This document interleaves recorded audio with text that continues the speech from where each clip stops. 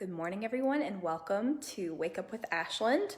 My name is Cameron Walpole, and I am the manager of tours and education here at Ashland, the Henry Clay Estate.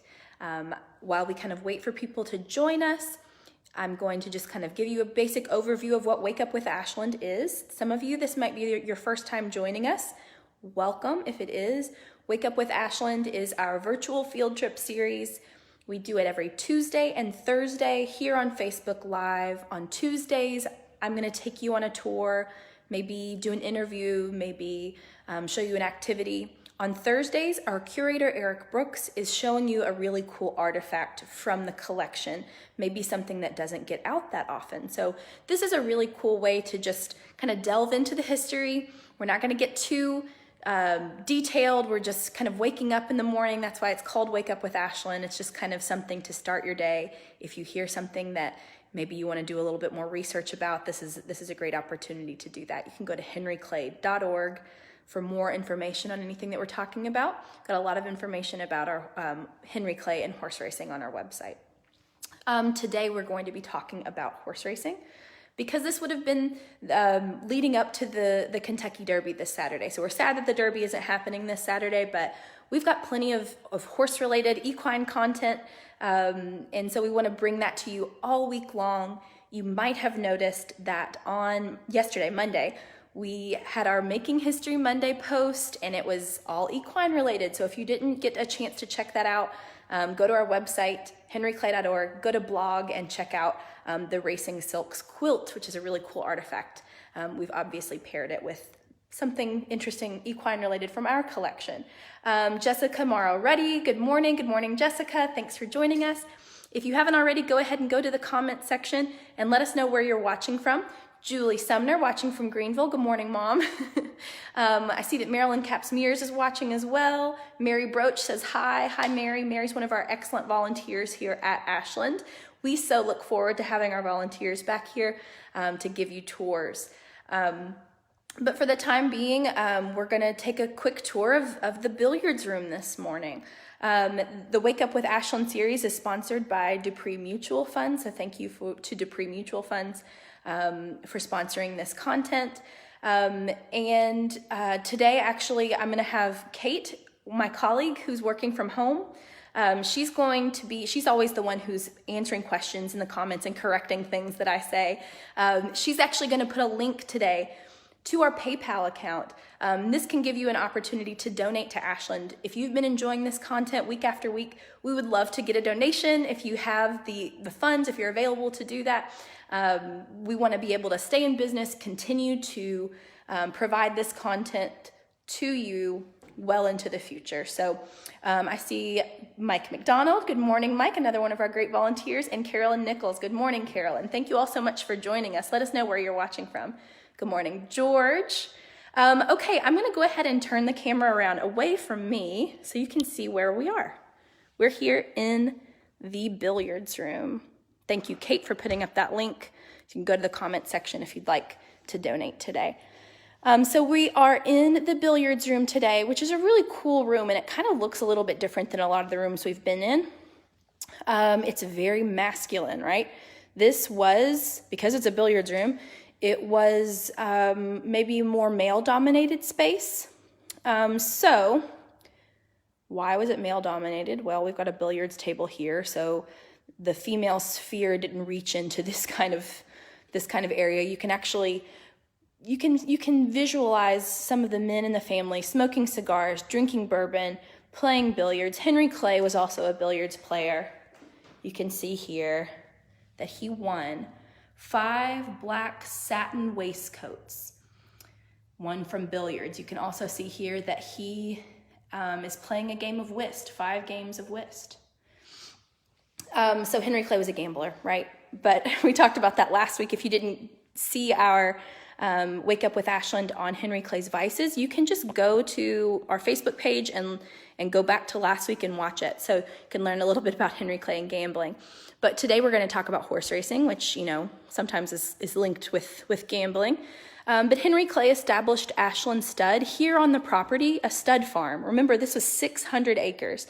So there's a stud farm here on the property in 1830. And Henry Clay Like many great men of his time, think Thomas Jefferson, think Andrew Jackson, was involved in horse racing. But Henry Clay is really kind of the founding father of horse racing, one of the founding fathers of horse racing in Kentucky history. So we're just kind of do a little tour around the room. 1830, Ashland Stud is established. Henry Clay's sons and his grandsons, and later generations, even some of the women in the family, we'll talk about that, were involved in the horse racing industry. And so we have here Henry Clay's son, James. He's the second owner of Ashland. James took over Ashland Stud as well. And James, he did something that you can kind of think about being very different from the Kentucky Derby. He did harness racing. So he bred standard breds. What do we see at the Kentucky Derby? We see thoroughbreds. But this is something that you would see at the Red Mile racetrack here in Lexington. It looks a lot different, right? So that's kind of what James is known for, his standard bred racing. Then Henry Clay's grandson-in-law, Major McDowell. So this is Henry Clay's granddaughter's husband, whose name was Henry Clay McDowell. No relation to the family. He was just named after Henry Clay. He also bred standard breds. So this is, later generations of the family. You can think about them living here from the late 1800s to the early 1900s. So I'm going to show you Dictator here. Dictator was a champion stud here at Ashland, also a standard bred. And actually you can see Ashland in the background of this water plate. You can see Dictator here. You can see an African-American groom right here. And you can also notice, let me turn that back on. You can also notice that the African-American groom is shoeless. So Henry Clay, when he was here, African-Americans were an integral part of the horse racing industry. But the African-Americans who were involved in the horse racing industry during Henry Clay's time were enslaved. He enslaved people specifically to work as grooms and jockeys. So did his son James. Later generations of the family employed many people to do the same thing. So it's just kind of an interesting background of horse racing in Kentucky, and we'll go into a little bit more detail about that here in a few minutes. We're going to transition right over here. We'll look outside while we can. It's a beautiful day. You might even see some dogs out there walking. We're going to transition right over here to Henry Clay's son, John. Now, John took over Ashland Stud, and he ran it actually with his wife, Josephine. So let's get an image of Josephine. You can see John and Josephine right here. Let me get out of the shot. John and Josephine ran Ashland Stud. Josephine had to kind of learn the horse racing industry because John at different points was incapable of running it. And then when he died, she was widowed, and she had vowed, to be able to be independent. And so she knew what she was doing, and she became, as you can see here, the proprietor of Ashland Stud. So you can see here, Mrs. John M. Clay, 1906. Now on another Wake Up with Ashland, we're going to go into the background of Josephine Russell Irwin Clay because she's just too fascinating. I don't think we can get a good shot of it. She's just too fascinating to, be an afterthought. So we're going to dedicate a whole tour just to Josephine. Now, you probably in horse racing have heard the term the winning purse. Well, these are actual winning purses. So the purse is the amount of money that's going to be won at the race, right? That's not just a figure of speech. They used to actually be purses. They were hung on a wire, and then the jockey riding the winning horse would reach up and grab the winning purse, which was on a wire. So that's where you get the term winning purse. It's also where you get the term down to the wire, both from horse racing. So let us know if you already knew that. Go in the comment section. Let us know if you already knew that. I know that some of our volunteers. Oh, I see Sue has joined us. Good morning, Sue.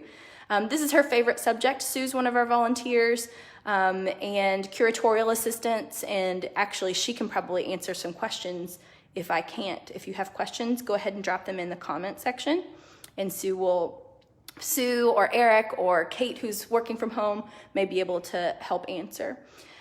Now, Henry Clay, let's go kind of go backwards in time. Hello, Shirley Hightower from Alabama, welcome. For those of you who are just joining us, we are in the billiards room. You can see the billiards room here. And we're talking about horses today. Okay. So we're gonna look at this horse, Henry Clay's thoroughbred Buzzard. Buzzard was the first horse bought at a syndicate, meaning that several men went in on the purchase of one single horse, and they're gonna all reap the benefits, right? They're gonna all gain money from this horse. Now this horse, Buzzard, came from England. He was lame in one hip and blind in one eye when he got here, and he stood at stud here at Ashland and made Henry Clay quite a bit of money. Now, our curator, Eric Brooks, is going to be talking about horses on Thursday, so he's gonna bring out some artifacts. So he's gonna go into a little bit more detail about the bloodlines, so I'm gonna kind of leave that to him. But what I will say is that 11 Kentucky Derby winners can trace their bloodlines back to Ashland stud, which is pretty remarkable. 11 Kentucky Derby winners, their bloodlines started right here at Ashland stud. So Henry Clay purchased Magnolia and Margaret Wood, 2 horses that established bloodlines, some really, really important bloodlines. So the last time a horse whose bloodlines came from Ashland won the Kentucky Derby was in the 1980s, but our curator is always, every year he looks to see if there are horses, that are related to Henry Clay's horses that are in the Derby. 2 years ago, there was one named Free Drop Billy. He didn't do very well, so I guess I don't have to lose any money this year since the Derby isn't running. But the only member of the family to have actually won the Kentucky Derby was this man, Thomas Clay McDowell. So this is Henry Clay's great-grandson and the son of Anne Clay McDowell and Major McDowell. And he won in 1902 as the owner, trainer, and breeder of this horse, Allen a Dale. Now, was he the actual owner, trainer, and breeder? Something that didn't happen that often? Well, he was definitely the owner, we know that, and the breeder. But the trainer was likely this man. His name is Courtney Matthews. And he was a trainer here at Ashland, but didn't receive credit. So this is kind of one of the disappointing parts of horse racing history here in the United States. African Americans who were doing a bulk of the work often didn't get the bulk of the credit. So that's Courtney Matthews right there, the person who probably trained Allen a Dale. Now, Allen a Dale was ridden by a man named Jimmy Winkfield. You can see Jimmy Winkfield here. Jimmy Winkfield, this is 1902, he was the last African-American jockey to win the Kentucky Derby. And this is unfortunately due to segregation setting in. He was kind of kicked out of horse racing in the United States, but Jimmy Winkfield went on to race in Europe, and by the end of his life, he knew several different languages. He was going to be honored by Sports Illustrated in the 1960s at the Brown Hotel in Louisville, and he wasn't even actually allowed to go in the front door. He was actually stopped. It was his own celebration. He was stopped from going into the front door. He did have somebody who vouched for him and told them that he was actually the person being honored, and they let him. But just kind of shows you the inequality in the horse racing industry at the time. So Jimmy Winkfield he rode Allen a Dale, who won the Kentucky Derby in 1902. So that's kind of it for our horse racing here. But if you have any questions, go ahead and go to the comment section and let us know. And actually, I'm going to turn around here while you're typing your questions and show you kind of a cool area, a cool feature of the house. So we're in the billiards room here, but you can actually see the loggia, which points to outside, to Henry Clay's pleasure grounds. You can see one of the outbuildings there. And then straight through, you can see both the dining room and the drawing room. So it's just kind of a cool angle, a cool view from there. So if you have any questions, please feel free to go ahead and drop them in the comment section, and we'll do our best to answer them. I'm going to turn it back around for a second.